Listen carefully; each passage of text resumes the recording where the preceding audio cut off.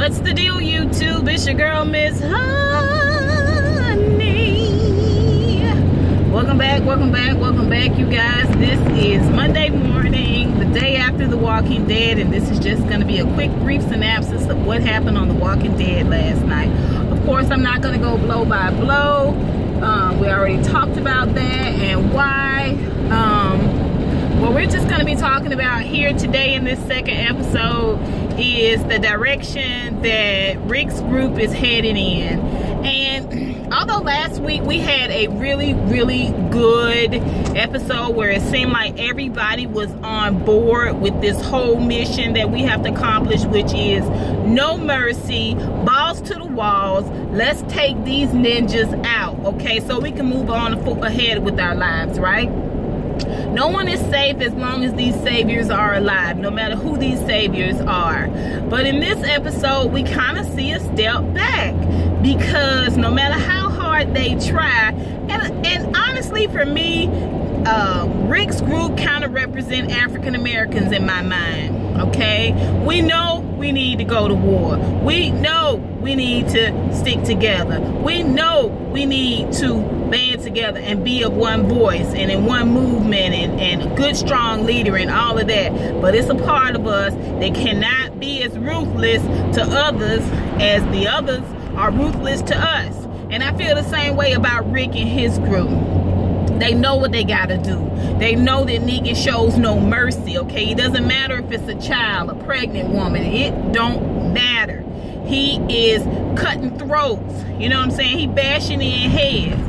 So here we in episode 2, and we're breaking into different outposts and, you know, trying to forge ahead with this taking the war to Negan plan, which is a great plan. But one by one, we're seeing this weakness in Rick's group, where they are not able to, all of them, fully commit to this lifestyle. More importantly, White Jesus. You know, White Jesus is leading the whole movement behind taking prisoners.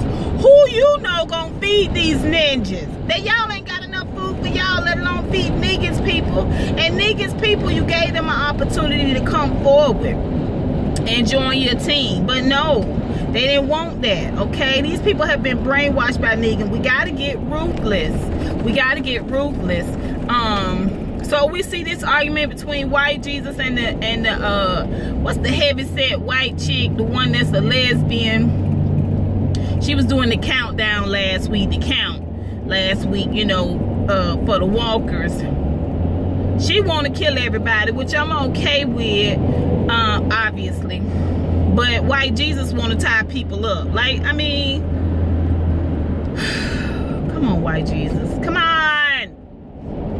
Okay, we see Morgan kind of losing his mind a little bit. He feels like he can't be killed. So you go from one extreme to the other. There is no happy medium. That's one of the things I don't like about this show, is that although it's apocalyptic and it is, or post-apocalyptic, and it's about zombies and survival and all of that, they're constantly trying to interject this humanity in a situation.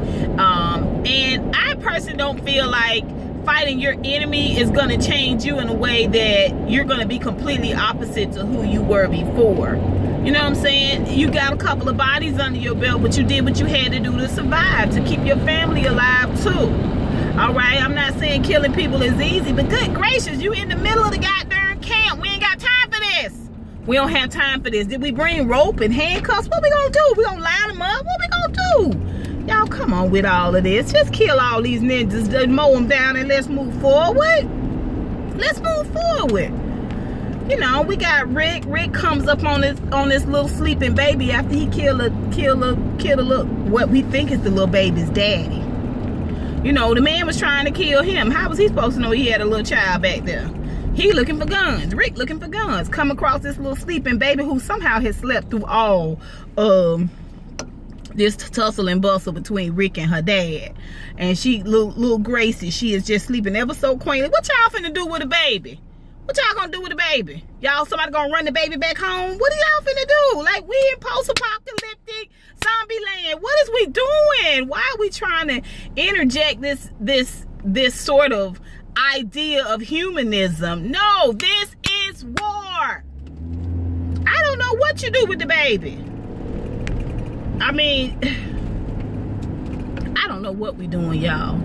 I don't know what we doing here. Morgan kind of coming undone. He feel like he can't be killed. Oh, okay, Morgan. Okay. You acting weird. You're acting strange. Are we gonna have to put Morgan down? I don't know. Meanwhile, Black Jesus is spitting nothing but pure D game to Carol. You know, and at first she don't seem like she buying it, but he got a point. You know, who he is, his persona, the way he talks, the way he carries himself is what his people expect. They need that in order to feel comfortable with the type of leadership that he is putting down. You gotta fake it till you make it, baby. So I'm gonna act like we gonna win until we have actually won. And you know, she is just like, boy, get serious with this thing. People are dying left and right. They're down on their side and our side and all of this, and I'm just not sure. But his charisma wins her over eventually, until we see next week they gonna all be like this. Oh, okay, we'll talk to him, Black Jesus. Talk to the people. Talk to the people that's holding y'all hostage now, and see if you can teach them the fake it till you make it principle. See if they're gonna let y'all go. We don't know yet. Let's see what else. There's a lot of explosions. There's a lot of soul searching and reflection. We see at the very end that Morales, this guy that from the Wildwood episode, season 1, is back, and he knows Rick, but he's a part of the Saviors. Now he knows this whole thing about war.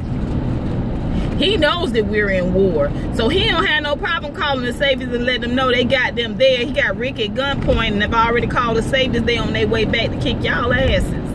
Okay, and Rick is like, Morales? And he was like, yeah, Rick. We know each other, but we not on each other's side. Why is it that we always got to be the ones that try to be kind and nice and gets the bullet? It infuriates me. It infuriates me. This means war. Point blank, period. I don't understand it. But these are these middle passage episodes where we talk about feelings and past lives, and we try to juggle the, you know, humanity and self-preservation in a way that seems civil and amicable. Meanwhile, the enemy is steady devouring and consuming us on every hand. Like, I don't get it. Why are we doing all of this soul searching bull crap? Let's kill them up. Kill them up and get rid of them. Walking Dead, I see right now this is going to be an issue for me. But that's the gist of The Walking Dead. There's more explosions. There's a whole long shootout that goes so long that the people they've shot in the enemy camp, Rick's people have shot in the enemy camp, have woken up as walkers, and now they're devouring Rick and those enemy, which is smart, you know, to a certain degree. But that's how long the shootout went on. The shootout went on long enough for people to be killed and turned into walkers all in the same at the same time. It was all very, very exciting. That little sleeping baby, from what I'm told, is actually a live baby. She's not dead, and she's not a walker baby from what I understand. So we'll see who Gracie is and how this Morales thing plays out in the end. I'm worried about Morgan, because Morgan could possibly be one of those individuals that not only is he killing off Negan people, is he gonna be able to stop? Is he gonna be a problem in Rick and those camp as well? We don't know. We don't know, because he is clearly on a tangent of some sort. But that's it for me, you guys. That is Walking Dead, the gist of it. I'm not here for all of this emotional back and forth and reflection. I'm not here for all of that. If we're gonna do this war thing, let's do this war thing. Let's get it on. Okay, you guys, until next time, honeybees. Mwah.